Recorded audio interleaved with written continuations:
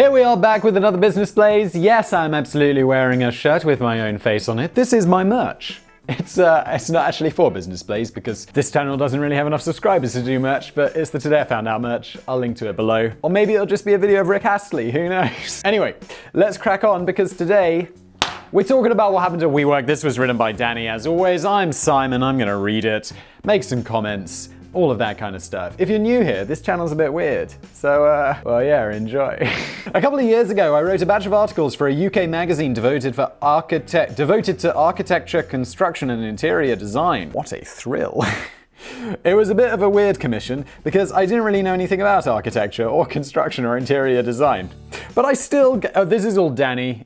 Like I say, if you're new here, Danny writes these and I read them. But I still gave it a go and I found that the most enjoyable articles to write were often the ones based on funky office designs around the world. Kind of super cool offices that included massive metal slides, pinball tables, rooftop swimming pools, treehouse meeting booths, and beach-themed brainstorming zones with hammocks and swings and log cabin canteens. I've got so much to say here. One, a beach-themed brainstorming zone would piss me off because it's like the worst thing about going to the beach is the fact that you get sand everywhere. And this will just add having my expensive laptop with sand into the equation while I'm at work, and then I go home and I bring the sand into my home and there's just sand everywhere.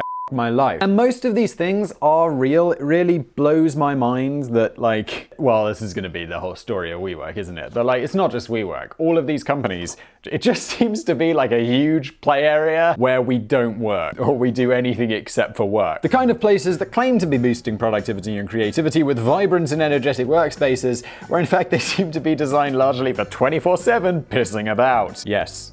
It was interesting to see, I've made this joke before, but you know how many like, oh no, and no one got it because I said table football tables, which was what we call foosball tables in the UK. You know how many foosball tables I've got in my office? None. You know how much work I do? A lot. It was interesting to see just how often the name WeWork cropped up when compiling these pieces on these supposed offices of the future. And then there's the fact that everyone I know who works in an office like this or in like any sort of open plan office hates it. And then I was talking to some guys, I think they either worked at YouTube or Google, and they were like, yeah, they had some sort of push towards only having healthy snacks. So all the healthy snacks would be on display in their office. And then all of the like unhealthy snacks, like M&Ms, you know, the that people really want, they'd have to keep in drawers so it'd be less tempting for you to take it. That's ridiculous. The US commercial real estate company WeWork has enjoyed rapid global growth over the last decade by snapping up office space and renting it to startups, collaborating groups, or remote freelancers in need of a hot desk. I have my own office now. I've had my own office for a couple of years. Before I worked at home, but I also was at a co-working space. I was at one co-working space, which was awesome because it was just like you got a little booth and you worked in the booth and people left you the alone. I worked at like one of these like trendy co-working spaces and essentially you go in, there's like loads of desks, they're busy as you end up having to share like a small desk with some dude called Brooklyn, whose like latest startup is going to change the world, except it's not, and it's just him. Essentially, this company rents shared office space to people or businesses who either can't afford or can't be asked to run their own office. And let's face it, 99% of the time it's people who can't afford it and never will be able to. WeWork happy to take care of all the behind-the-scenes stuff, ensuring that the utility bills are paid on time and your printers never run out of ink and the fridge never runs out of beer. I feel like these are problems that are very easily solved by, you know, Amazon. All you have to do is pay the fee, turn up and get down to work, or just play on the slides and pinball tables, whatever floats your boat. The point is that it's not a bad business model. Yeah, a lot of people want to procrastinate. So it'd be like, yeah, I'm creating like a work area. It's got, you know, it's just basically a pub, but we're calling it a co-working space. You want to work at my co-working space or actually go to your office and do some work? People love procrastinating. By the beginning of 2019, WeWork had been valued at $47 billion, employing over 5,000 staff in 280 locations in 32 countries. By the end of the year, WeWork had indefinitely abandoned its plans to become a public company, shed nearly half of its workforce, including its co-founder and CEO. And I know a little bit about that, which I think we're going to get into. That guy's a bit of a loose cannon.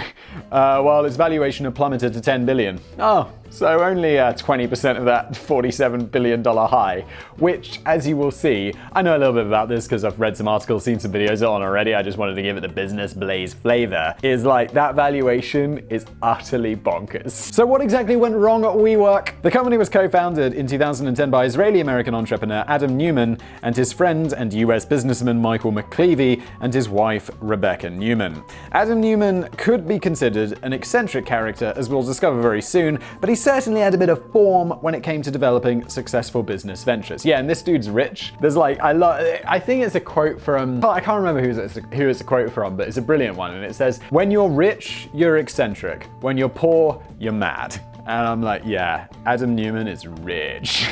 He's an eccentric. After serving in the Israeli Navy for 5 years and attaining the rank of captain, I want to call him Captain Neumann from now on. I'm going to try and do that, I'll probably forget. Or Captain Adam, that's even better. Adam moved to New York in 2001, where he studied at the Zicklin School of Business at Baruch College. Is this in America? During this period, he came up with 2 product ideas. The first was for a lady's shoe with a collapsible heel. It's actually pretty smart, but that one didn't go anywhere. Now, again, this is why I make YouTube videos and not businesses. The second, though, showed that Adam had a knack for finding ingeniously simple solutions to everyday problems. You know how babies tend to crawl on all fours because they're lazy and haven't yet found the motivation to stand up properly on 2 feet? Well, Adam came up with Crawlers, a new line of baby clothes with built-in knee pads designed to last a long time for tiny floor-hugging humans. Although, to be fair, like I've got a baby right now, and that baby, it's like the clothes don't wear out, the baby just gets too big. I mean, there are bags of clothes that we've gone through already. Although, to be fair, some of them have just been so heavily soiled that I just decided it was better to literally cut the baby out of it, like ER style, and just throw those clothes away. Quite a clever concept, really, and it eventually evolved into a baby clothing company called Egg Baby, which is still going quite strong today. However, it wasn't until 2000, by the way, I've got my lav mic back. People complained because I was using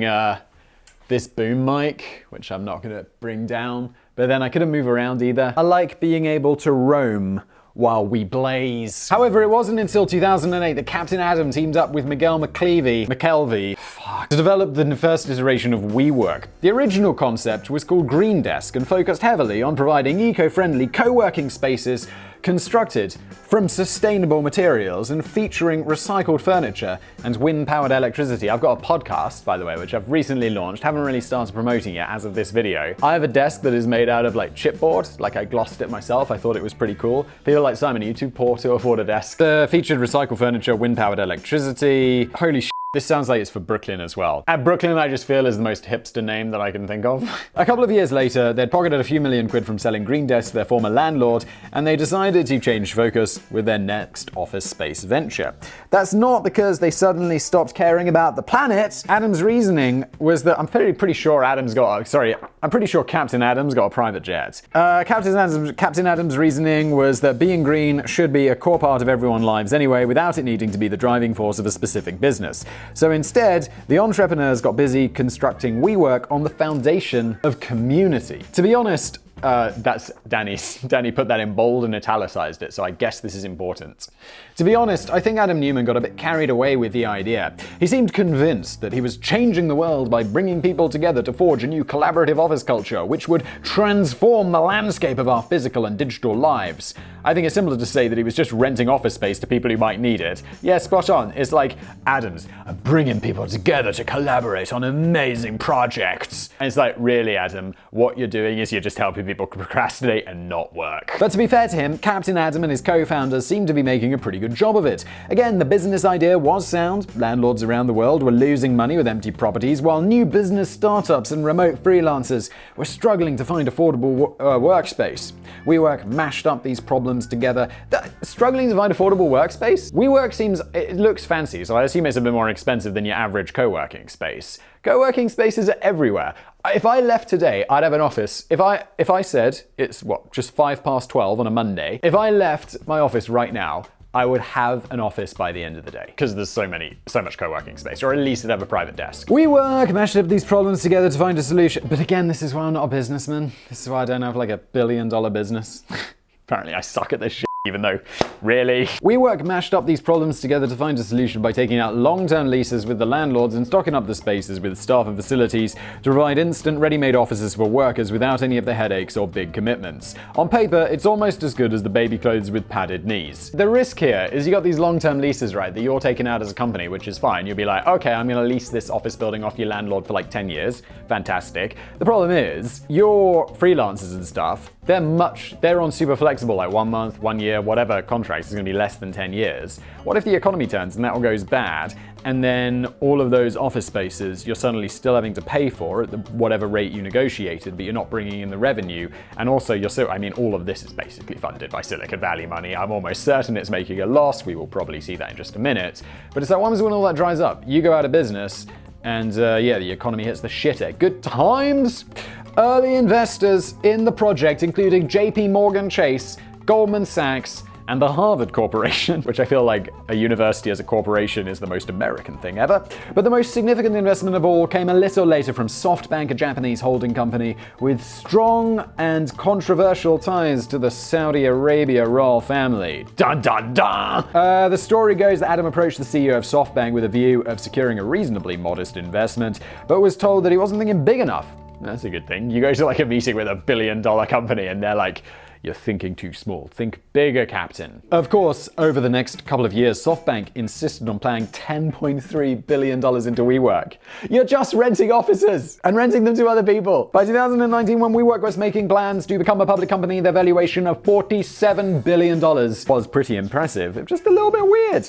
One of their biggest international competitors was the serviced office provider IWG, which I believe is also known as Regus or however you want to pronounce it. This was the only one I liked. You just go in, they have these things called work pods, which are these little pods you sit in. It's like $30 a month or something insane. You sit in this pod, there's free coffee, there's free water, there's no alcohol because it's a office, and you just work. It's completely quiet, everyone leaves you alone, and it's just people in suits, and there's no one called Brooklyn in sight. Really little plaid, hipster-free office environment. The team behind this company were scratching their heads at this point, wondering what on earth they were doing so wrong. IWG owned 12 million more square feet of office space than WeWork. They were pulling in millions more dollars in revenue and operating profit than WeWork, who weren't even making a profit yet. Thought so.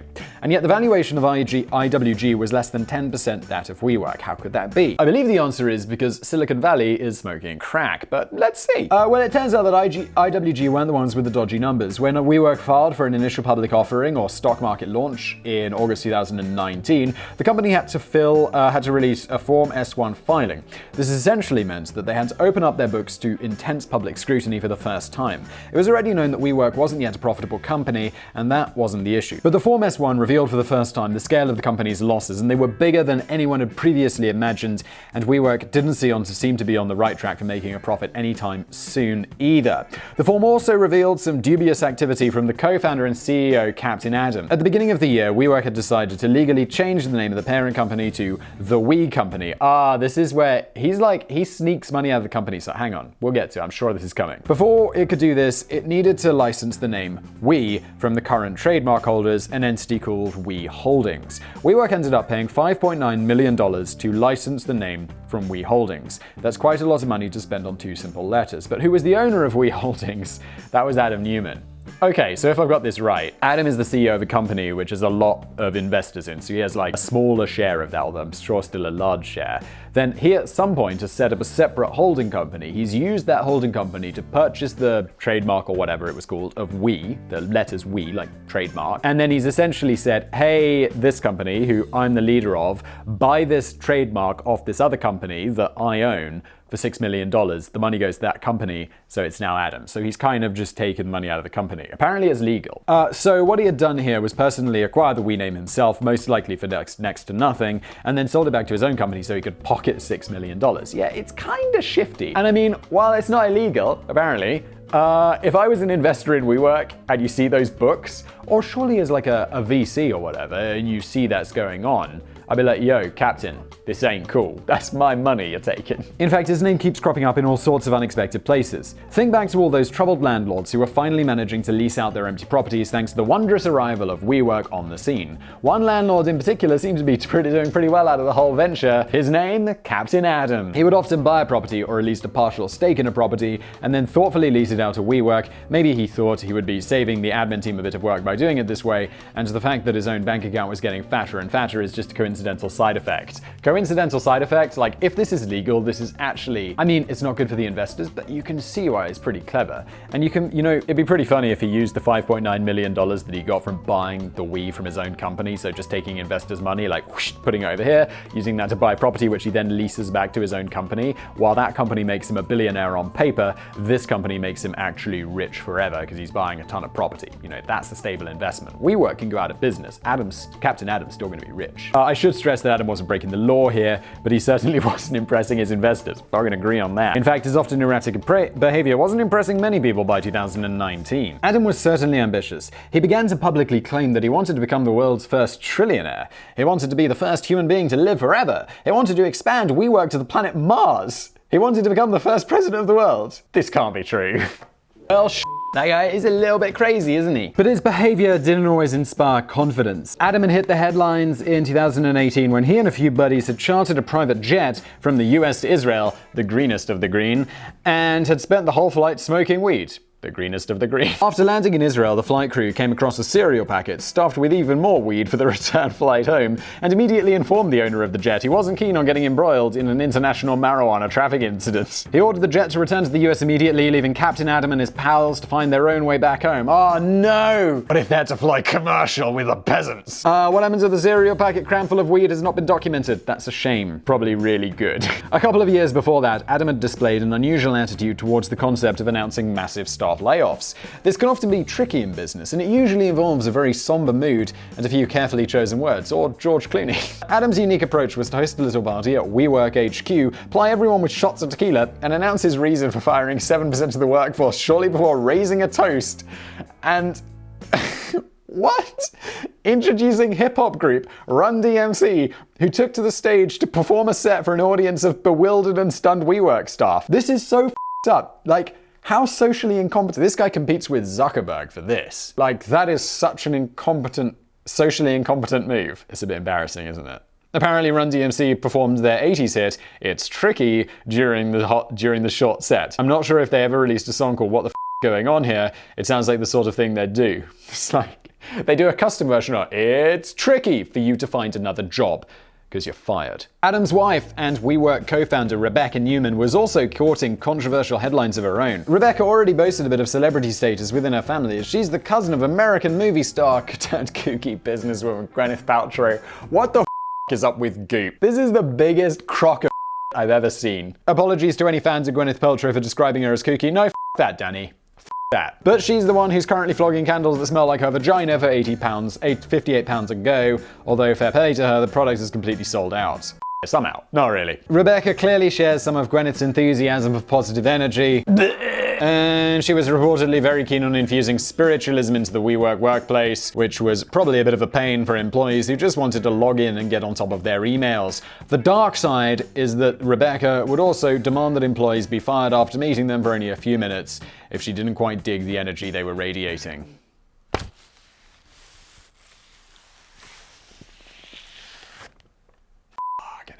This eccentric behind-the-scenes behavior wasn't doing much to help with a fundamental problem which WeWork had, was that the company was generating huge losses and seemed destined to carry on generating huge losses far into the future. After the Form S-1 was revealed to the public, business analysts were quick to express their misgivings about WeWork, with one analyst noting, "We cannot even begin to fathom the contortions that would be necessary to articulate a path to profitability from here." Oh, that's bad news. It's like, yeah, we looked at your books. I don't even know how. The core of the problem was that WeWork had grossly overestimated the demand for shared office workspace and was committing itself to expensive long-term leases around the globe without always getting its investment back from short-term subleasing. Exactly, that's going to be the issue. Also, you've got a massive conflict of interest going on when those long-term leases are being handed out to people who, the person owning the real estate is CEO and friends or people in a syndication with the CEO of the company.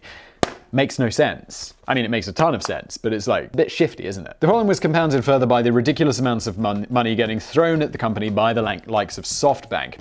In a sense, WeWork had been given more money than it knew what to do with, so it kept plowing most of this into its unprofitable business model, as well as developing brand new and equally unprofitable ventures such as elementary schools, coding schools, and digital marketing platforms. But all the time, many of the people at the top of the tree, specifically Adam Neumann, seemed more interested in figuring out the best way of increasing their own personal fortunes instead of trying to steer the whole company towards profitability. Which, like, Captain Adam is like, it's not good for your investors, but I mean, it's clearly good for him. And he got some massive severance package or something. Oh, they fire him, by the way. Spoiler alert, if you weren't aware. Or he steps down or something like that. This is not to say that WeWork is a business disaster story. It just needed to slow down and chill the fuck out. WeWork has since abandoned its plans to become a public company, and it was a bit embarrassing, wasn't it, WeWork? As it's been reevaluated at a far more sensible $10 billion. Softbank has announced that it's written over $9 billion of its investment in WeWork, which was around 90% of what it put in.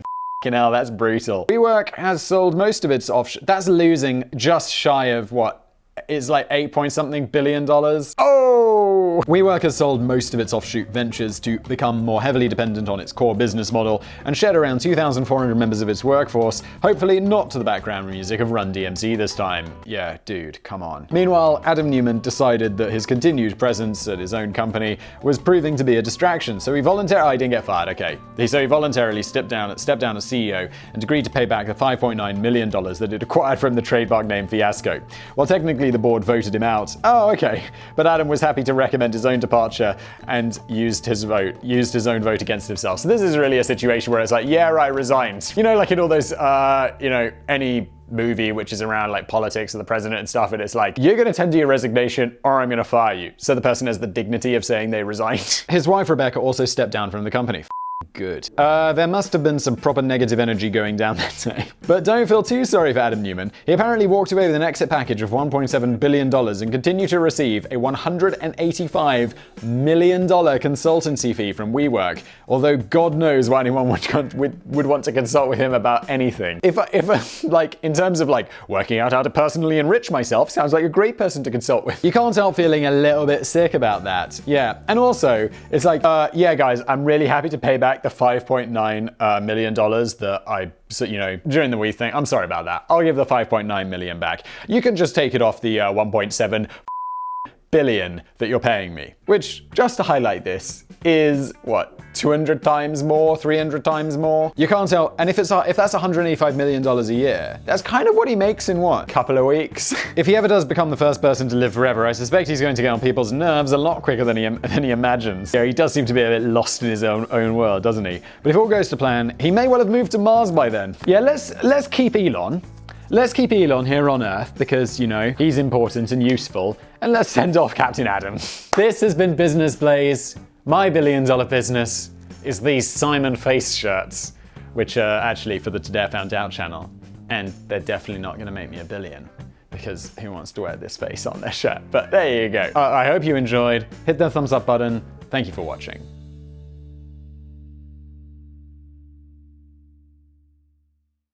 It's tricky for you to find another job because you're fired.